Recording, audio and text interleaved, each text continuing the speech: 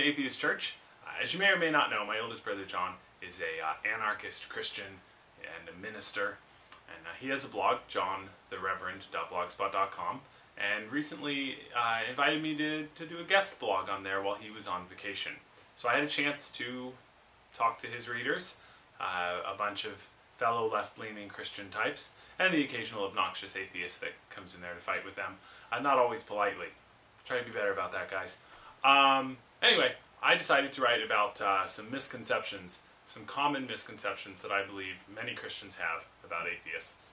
The first one is Christians believing that atheists left the church because they saw problems in the church and hypocrisy in the church, so that's why they left. I've even had this one attributed to me in a book, which I did a video about a while ago, a book called Jesus Loves You, very original title.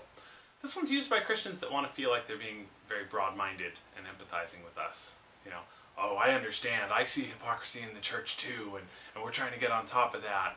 I don't know any atheists that left their religion, that left the faith that they were raised in because of problems with a church. Our relationship with our religion was much like any Christian's relationship with their religion should be, a matter of what we believed and how we related to, you know, what we saw as God at the time. If we didn't like a church, we'd leave it. You know, the church that I actually grew up in, I miss. I loved it. I still love a lot of the people there, and I love the sense of community and a lot of things about it. I left because of intellectual problems with faith, intellectual problems with religion. I had questions that couldn't be answered by that church or by any other. This is the case with the majority of atheists I've talked to who used to be religious. That's anecdotal evidence. I haven't done an official survey. Perhaps you atheists watching this can put your own thoughts in the comments. Number two, this one's thrown at us a lot. We left religion because we wanted to lead our sinful lifestyles. Oh God, do I wish this one was true. My lifestyle is so boring that to put the word sinful on it would be a horrible abuse and watering down of that word. I'm in a 17-year monogamous relationship, married, sanctioned by the state, that relationship of mine, the last 4 years. I have a kid, so that means that even the married nookie that I used to get is pretty rare these days, oversharing there. Every once in a while I have a cigar and I have a double espresso every morning.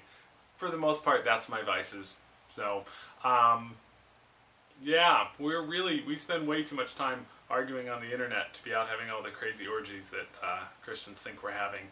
I think it excites them to think that at least someone's out there leading that lifestyle and that they're giving it up for their religion. No, you're giving it up because it's doesn't really exist, that lifestyle. It's very hard to find, and I don't think it's that satisfying for the people that do pursue it. You're very practical in that regard, as are we. But it leads to the question, where do I get my morals from? Where do you get yours from? I look at Christian morals and they're completely out of league with what's in their Bible. So they should question where their morals come from, and it's a fascinating subject. It's a subject that science looks at and has some interesting answers too. I had, and I've said this before, the person that wrote that book, that mentioned me in it, the Jesus Loves You book, told me while we were having tea that before he was a Christian, he would sooner walk over a dying man on the sidewalk than stop to help. I said, that doesn't mean you were an atheist, that means you were a sociopath. And I'm glad that he found religion, but much in the same way that I'm glad when a heroin addict finds methadone. It takes as much faith to be an atheist as it does to be religious. No, bullshit. This mostly comes from Christians misunderstanding the word, or I'll even give them this much and say our use of the word if they want to argue about its definition. There are more than one, there is more than one definition in the dictionary for atheist, but most people who call themselves atheists, including the big ones, Dawkins and Hitchens and Sam Harris and pretty much anyone else I talk to, would say that technically they are agnostic atheists. I think that Bertrand Russell best breaks down the difference, where yes, we are agnostic towards your God, but only in as much as we're agnostic towards the Roman gods or the Greek gods. For all practical reasons, we are atheists. For technical, scientific discussions, yes, we are agnostic. So I don't have faith that there is no God. I just possess no belief whatsoever that there is a God.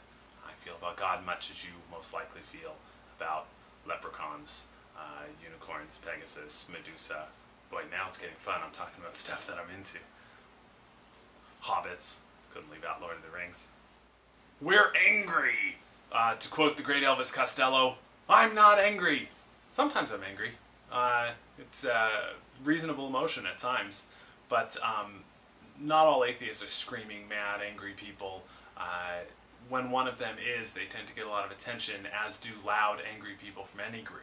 They have volume, and they're sometimes exciting to watch. But for the most part, I meet a bunch of calm, reasonable, happy, loving people, most of whom do have religious friends. I go to atheist conventions to perform, and they laugh and they have fun, and I don't go up on stage and do an angry fire and brimstone speech. We're not trying to stop gay people from getting married and making their lifestyle somehow something that enrages us. I mean, I think it's a really unfair argument to say that we're angry. And the final misconception is that we eat babies. Now, alright, look, we eat babies. I'm sorry. I try to cut down. I'm down to like a baby a month. So, but that brings me into the misconception that we're all like big fans of abortion. That we're somehow all super big, advocates of everyone having an abortion. We need those babies born. We need them born so we can eat them. I hope you enjoyed this installment of Atheist Church, and I hope you check back soon. Thanks. Hey, little bonus. Look for a link. We'll try to put it on the screen here somewhere, or at the very least in the description. You can watch the documentary that I made on panhandling and the myth of the affluent panhandler.